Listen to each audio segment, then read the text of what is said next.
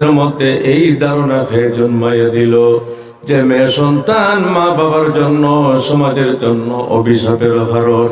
বরং আল্লাহর হাবিব সাল্লাল্লাহু আলাইহি ওয়াসাল্লাম বলেন, এই মেয়ে সন্তানের কি পরিমাণ আল্লাহর দরবারে দাম আছে।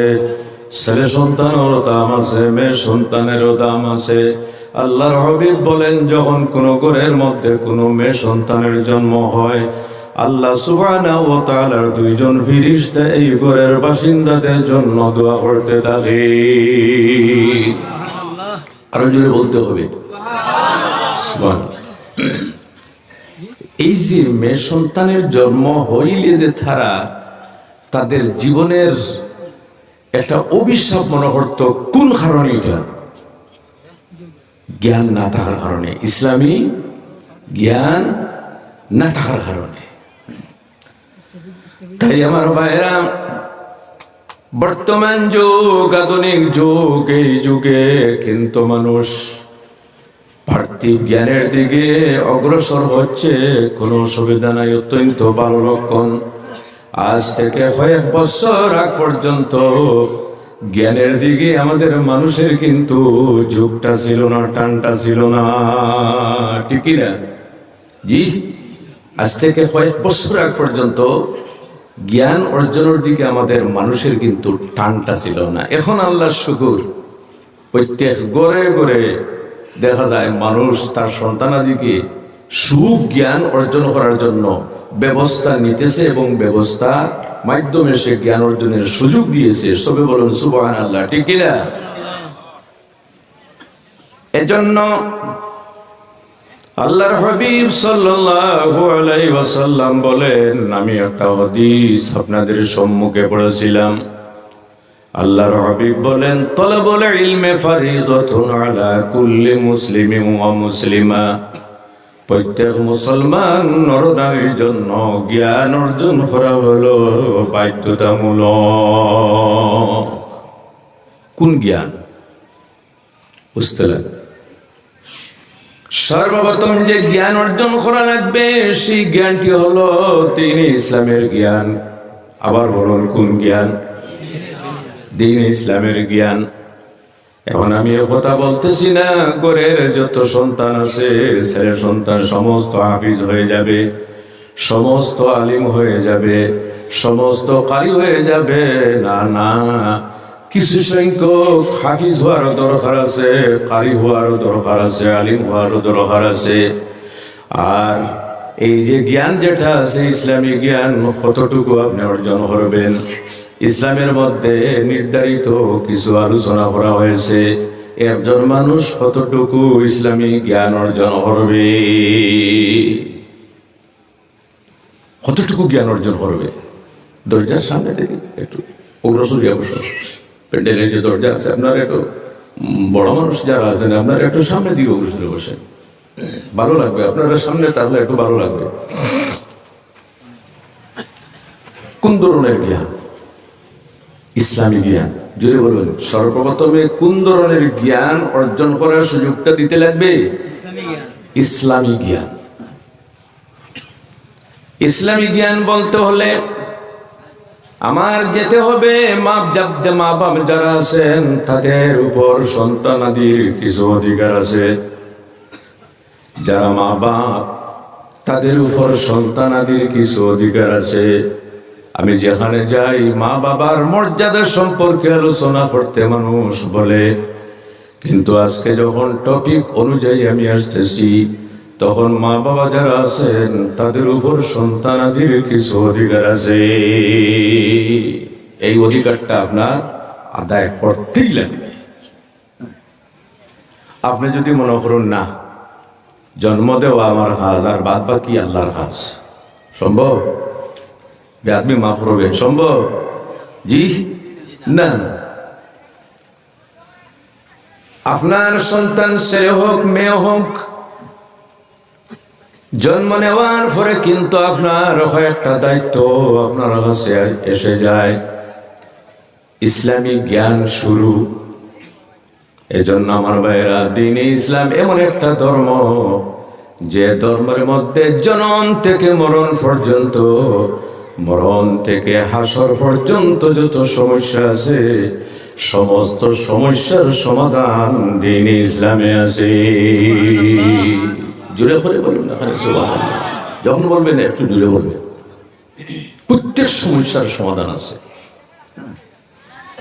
এখন যদি আপনি বলেন আমার মেয়ে সন্তানের জন্ম হলো, ছেলে সন্তানের জন্ম হলো, আমার উপর তাদের কি অধিকার আছে এবং কোন কাজটা করলে আমার ছেলে মেয়ের মন মেজাজ যেটা আছে সেটা সুন্দরভাবে হবে। আল্লাহর হাবিব বলেন যখন আপনার কোনো সন্তান ছেলে হোক মেয়ে হোক জন্মগ্রহণ করবে, মা বাবার দায়িত্ব হলো তাদের ডান হানে আজান দেওয়া এবং বাম হানে তাকবীর পড়া। ডান হানে কি আজান আর বাম হানে তাকবীর বা ইকামত। ইকামত না ইকামত। মনে মনে বলবেন বাচ্চা তো বুঝবে না আমি ডান খানে আজান এবং বাম খানে ইকামত পড়লাম কি কারণে। আমার ভাইরা বাচ্চা যদিও বুঝবে না, কিন্তু এই বাচ্চার খানের মধ্যে সর্বপ্রথম যার নাম উচ্চারিত হলো তারা হলেন আল্লাহ এবং আল্লাহর রসুলের নাম। সুবহানাল্লাহ বলেন। আর নাম আল্লাহ এবং তার রসুল সাল্লাল্লাহু আলাইহি সাল্লামের নাম। আচ্ছা, আল্লাহ আল্লাহ রসুলের নামের মধ্যে কিছু এফেক্ট প্রভাব আছে কিনা? জি আছে, বলুন না। আল্লাহ আল্লাহ রসুলের নামের মধ্যে প্রভাব আছে কিনা? আছে। হায় হায়, আল্লাহর নামের মধ্যে কতটুকু প্রভাব আছে কিন্তু আমরা জানি না। আল্লাহর হাবিবের নাম মুহাম্মদ সাল্লাল্লাহু আলাইহি সাল্লামের নামের মধ্যে কতটুকু প্রভাব আছে, এফেক্ট আছে, পাওয়ার আছে, তা কিন্তু আমরা জানি না। বাইরে আমার, আপনার ছেলের ডান খানের মধ্যে ইসলামী শিক্ষা অনুযায়ী মা বাবা যারা আছেন ডান খানে আজান এবং বাম খানে আপনি তাকবীর পড়লেন, তার অর্থ হলো আপনার বাচ্চা দুনিয়ার কোনো কথাবার্তা শুনে নাই, একমাত্র সর্বপ্রথমে তার মগজের মধ্যে আল্লাহ এবং আল্লাহর রসুলের নাম উচ্চারণ করা হলো। এটা কিন্তু তার জীবনের জন্য অত্যন্ত উপকারী জিনিস, অত্যন্ত উপকারী। এজন্য কথায় বলতে লাগে, কোনো সময় দেখা যায় আমাদের অনেক বাচ্চারা মেডিকেল কলেজ অথবা নার্সিং হোমে জন্মগ্রহণ করে কিনা? জি। এখন তো সেখানে বাবা থাকেন না, অনেক সময় অ্যাটেন্ডেন্সকারী যারা হয়তো কোনো মেয়ে লোক থাকেন বা মাসি থাকেন, মই থাকেন, ফুফি থাকেন, এইভাবে যারা সম্পর্কিত তারা থাকেন, ঠিক না? এখন যদি আপনি জিজ্ঞাসা করেন যে আমার ছেলে অথবা মেয়ের জন্ম হলো, এখানে কিভাবে আজান দেওয়া হবে, প্রশ্ন আসতে পারে কিনা? আপনারা কথা বলেন না, প্রশ্ন আসতে পারে কিনা? আমার মনে হয় নিয়ত করে এসেছেন, আজকে জবান বলবেন না। জি, আমি বারবার বলি আপনাদেরকে, আপনারা সামনে যদি খালি জায়গা থাকে, আল্লাহর ওয়াস্তে খালি জায়গাটা পূর্ণ করে বসুন না। জি, খালি জায়গাটা পূর্ণ করে বসুন। আর ওয়াজ মাহফিলের আদব আছে, নিয়ম আছে। খালি জায়গা থাকলে এখানে সমস্যা সৃষ্টি হয়। আপনারা একটু সামনের দিকে অগ্রসরে একবারে বসে গরম করেন, আমি আর বারবার আপনাদেরকে উঠাইব না। জি, পড়ুন দরুদ শরীফ। আল্লাহুম্মা সাল্লি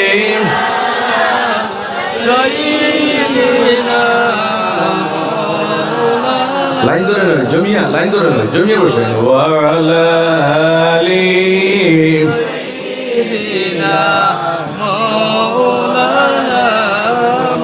আল্লাহুম্মা সাল্লি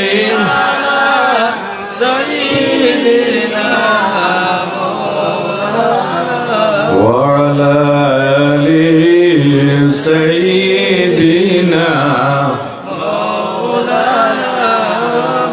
বলতেছিলাম কি দিতে লাগে ডান কানে? আলহামদুলিল্লাহ। আমি কিন্তু লজ্জিত করার জন্য প্রশ্ন করি না, আমি বুঝতে চাই যে আপনাদের মনে আছে না। বামহানে কোনটা? একামত। অনেক মানুষ আছে যাদের এই জ্ঞানও নেই আজান কিভাবে দেওয়া হয়, আছে কি না?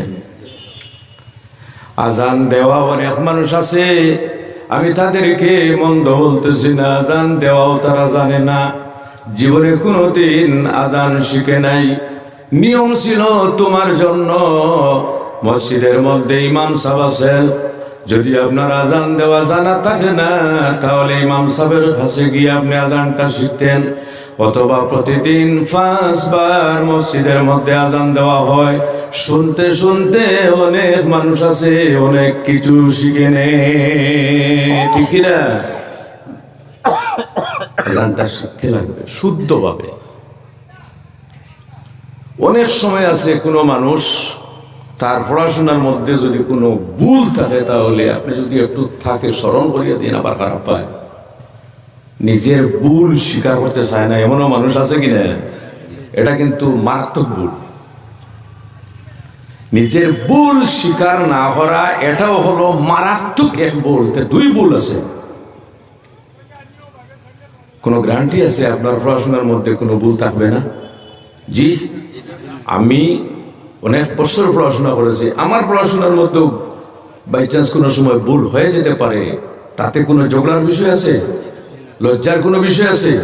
কোনো বিষয় নাই। আপনার যদি ভুল থাকে তাহলে আপনার সংশোধন করার সুযোগটা ইসলাম দিয়ে দিয়েছে। এজন্য আজান যে শিক্ষা, এই আজানের শিক্ষাটা আপনার গ্রহণ করতে লাগবে। আমার ভাইরা, আজান হলো ইসলামের একটা নিশানি।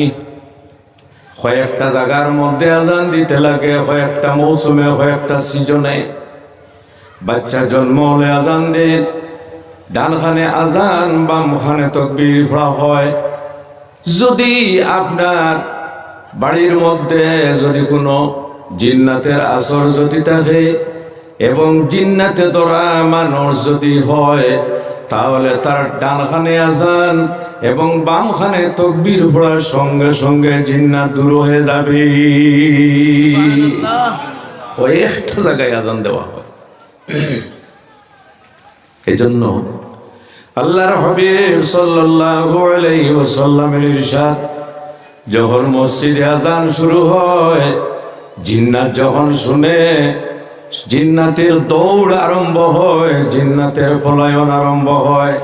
ততটুকু জায়গা পর্যন্ত জিন্নাত দৌড়ায়, শয়তান দৌড়ায়।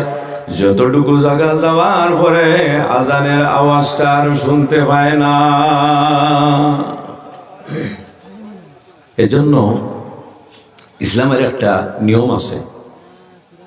এই নিয়মটা হলো ল্যাট্রিন বাথরুম যেগুলো আছে, যখন কোনো মানুষ ল্যাট্রিনে যখন প্রবেশ করবে তখন একটা দোয়া আছে কিনা? দোয়া। এইগুলা কিন্তু প্রাথমিক শিক্ষা, কিন্তু আপনারা জেনে রাখবেন, ইসলামের প্রাথমিক শিক্ষা প্রত্যেক মানুষের জন্য জানা জরুরি।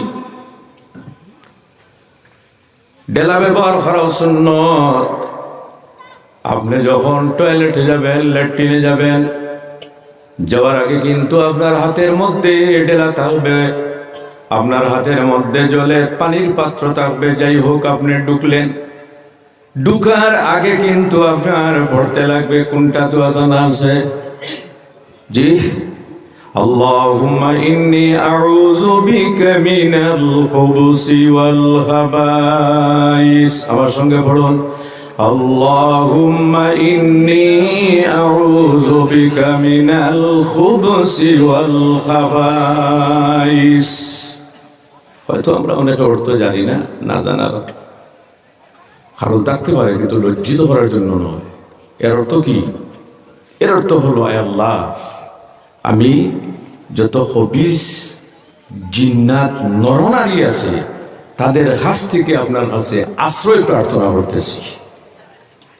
জিন্নাতের কাছ থেকে আশ্রয় প্রার্থনা করার কথা কোরআন শরীফে আছে কিনা? এখন আপনারা মনে মনে ভাববেন, জিন্নাত থেকে তো মানুষ শক্তিশালী, তাহলে জিন্নাত থেকে আমরা আশ্রয় প্রার্থনা কেন করব?